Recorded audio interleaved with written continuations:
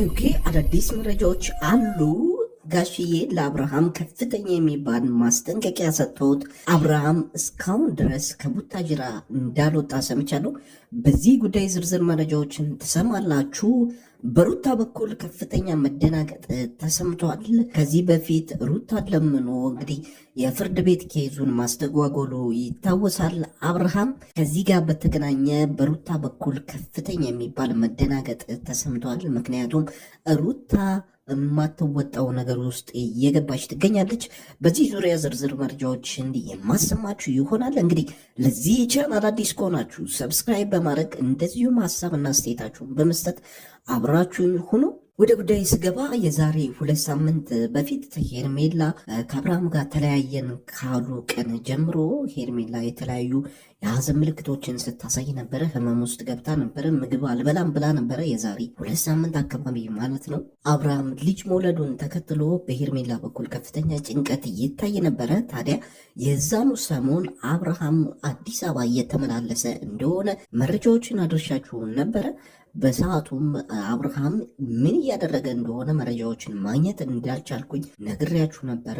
ምክንያቱም ይህን ነገር ጓደኞቹም አያውቁም ነበር። አሁን ላይ ታዲያ ነገሮች ግልጽ እየሆኑ እየመጡ ይመስላል። አብርሃም ፕሮሰሶችን እያደረገ ነበረ። ውጪ ለመውጣት ከሄርሜላ ጋር ነገሮችን እያመቻቸ ነበረ። እሱ ብቻ አይደለም፣ አሁን ላይ በሄርሜላ በኩል ነገሮች ተገፋፍተው ልጁን ከሀገር ይዛ ልትወጣ ነው የሚባለው ነገር ኮምፕሊትሊ ውሸት ነው። ምክንያቱም ነገሮችን መጀመሪያውን ያመቻቸው አብርሃም ነው። ሄርሜላ ሳይሆን ከሀገር ይዘው የምትወጣው አብርሃም ራሱ ነው ማለት ነው።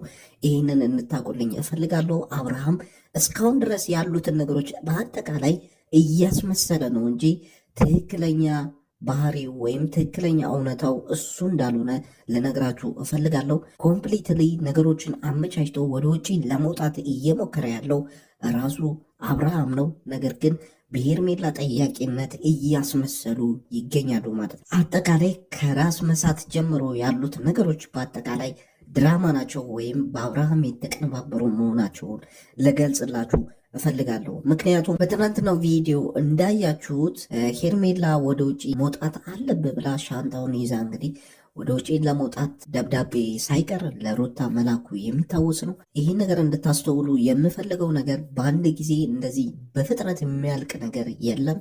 እንደዚህ አይነት የሚጨርሱም ኢቭን በሰው ራሱ ብትሄዱ ይህ በዚህ ያክል ፍጥነት በአንድ ቀን ውስጥ የሚሆን ነገር የለም ማለት ነው። ይሄ ነገር ቀድሞ ነው የተዘጋጀበትና ፕሮሰስ ያደረገው ነገር እንደሆነ ልነግራችሁ እፈልጋለሁ ማለት ነው። በዚህ መልኩ እንድትረዱት እፈልጋለሁ። ለማንኛውም ግን አዳዲስ ነገሮች ተሰምተዋል። ከዚህ ጉዞ ጋር በተያያዘ ጋሽዬ ለአብርሃም ደውለው ከፍተኛ ማስጠንቀቂያ ነው የሰጡት። ከቡታጅራም እንዳይንቀሳቀስ እንደነገሩት ሰምቻለሁ።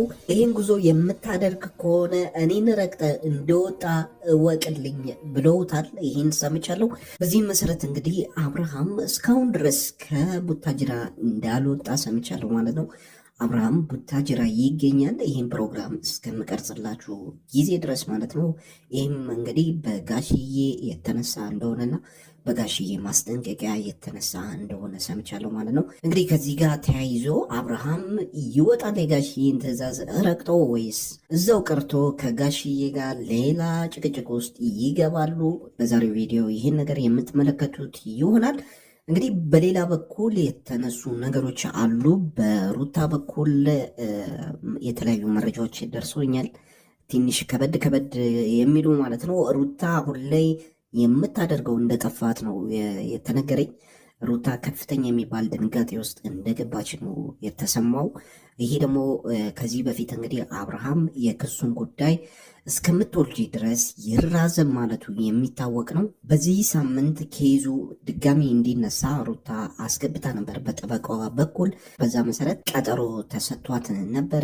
በእርግጥ አሁን ላይ ይሄ ቀጠሮ አልደረሰም። ነገር ግን ሩታን አሁን ላይ ያበሳጫት ያለው ከጠበቃዋ የሰማችው ነገር ነው። ምክንያቱም ሩታ የተለያዩ ክሶችን መክፈት ትፈልጋለች ከአብርሽ ጋር ከፍቺው ባለፈ እንግዲህ የአሳዳጊነት መብቱን ኃላፊነቱን ሙሉ በሙሉ ወደ እናቱ እንዲሆን ወይም ሙሉ በሙሉ ወደ ሩታ እንዲሆን እንደዚህ አይነት ክሶችን አጠናክራ ማስገባት ትፈልጋለች። ነገር ግን ከዚህ በፊት ባስገባችው የፍቺ ኬዝ የተነሳ እነዚህን ክሶች አሁን ላይ ማቅረብ እንደማችል ከጠበቃዋ እንደዚህ አይነት መልስ እንደተሰጣት ሰምቻለሁ። ይሄ ደግሞ የሆነበት ምክንያት ከዚህ በፊት በሩታ በኩል የማሰቢያ ጊዜ ወይም ለፍርድ ቤቱ የፍቺ ክስ ካቀረበች በኋላ መልሳ ደግሞ የማሰቢያ ጊዜ እስከ መወልድ ድረስ ብላ ማስገባቷ የሚታወስ ነው። ይህን ተከትሎ አሁን እንደዚህ አይነት ክሶችን መልሳ ማቅረብ እንደማችልና የተደራረቡ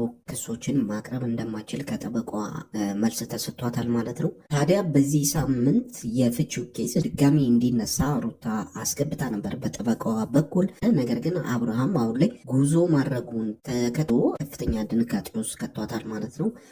ይህን ኬዝ ሳንጨርስ እንዴት ጥሎኝ ይወጣል እያለች ትገኛለች ሩታ።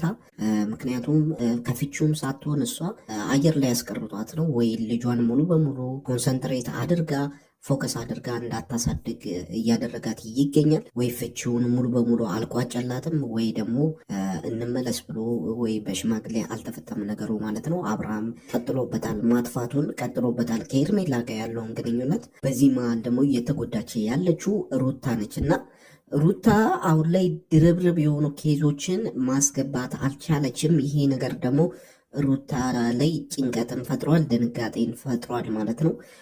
አንደኛ ይሄኛው የፍቺ ኬዝ አየር ላይ እንዲቀር አድርጎታል፣ አብርሃም እየተገኘ ባለመሆኑ ምክንያት ማለት ነው። በእርግጥ እስካሁን ድረስ ከቡታጅራ አልወጣም። ነገር ግን ወደ ውጭ እወጣለሁ ብሎ ደብዳቤ መላኩ የሚታወቅ ነው ለሩታ። ይህን ተከትሎ ነው እንግዲህ ሩታ የተለያዩ እርምጃዎችን ለመውሰድ በምትንቀሳቀስበት ሰዓት ከጠበቃዋ እንደዚህ አይነት ነገር የሰማችው ማለት ነው። አሁን ላይ የተደራረቡ ኬዞችን መክፈት እንደማትችል ነው የተነገራት። እሱ ብቻ አይደለም፣ አብርሃም በሌለበት ይህን የፍቺ ኬዝ ለጊዜው ማድረግ እንደማትችል ነው። ምክንያቱም ከዚህ በፊት በሩታ በራሷ ነበር የማሰቢያ ጊዜ ወይም የጥሞና ጊዜ ብላ ማመልከቻ አስገብታ እስከምወልድ ድረስ ብላ እንግዲህ ኬዙ ባለበት እንዲቆይ አድርጋ ነበረ። ይህን ተከትሎ እንግዲህ በዚህ ሳምንት ለመክፈት ሞክራለች። ይህም ቀጠሮ ተሰጥቷት ነበረ። አሁን ላይ ደግሞ አብርሃም ባለመገኘቱ ምክንያት ከጠበቃዋ እንደሰማችው ድርብርብ ኬዞችን መክፈት እንደማችልና የአብርሃም አለመገኘትም የፍቺው ፕሮሰስ ላይ ተግዳሮት እንደሚሆንና እንደሚያከብደው ከጠበቃዋ መረጃ ደርሷታል ማለት ነው። እንግዲህ ሩታ በዚህ የተነሳ ድንጋጤ ውስጥ ገብታለች። አብርሃም ጥሏት የሚሄድ ከሆነና እንዳለውም ውጪ የሚቀር ከሆነ እንግዲህ የፍቺ ኬዙ ሊስተጓጎል ይችላል፣ ረጅም ጊዜ ሊወስድ ይችላል ማለት ነው።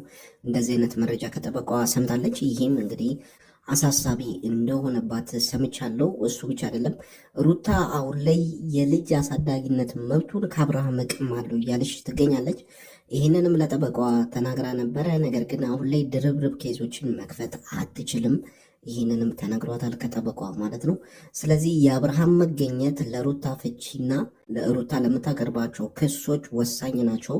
ይህን ተከትሎ አብርሃም ከሀገር እየሸሸ ይገኛል። ይህ ደግሞ በሩታ የፍቺ ፕሮሰስ ሆነ የህግ ፕሮሰስ ላይ ከፍተኛ የሚባል ጊዜን የሚወስድና ትንሽ የሚያስተጓግል ሆኖ ተገኝቷል ማለት ነው። ይሄ ነገር በሩታ በኩል ድንጋጤን ፈጥሯል። ለማንኛውም አብርሃም እስካሁን ድረስ ከቡታጅራ አልወጣም። ይህም በጋሽዬ ማስጠንቀቂያ ምክንያት ነው።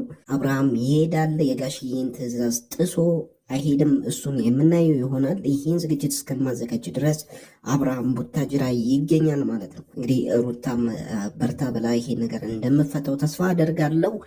ለማንኛውም ቤተሰቦች ለዛሬ ያስኩላችሁ ይሄን ነበረ። እንግዲህ አዳዲስ ነገሮች ካሉ ተከታትዬ የማቀርብላችሁ ይሆናል።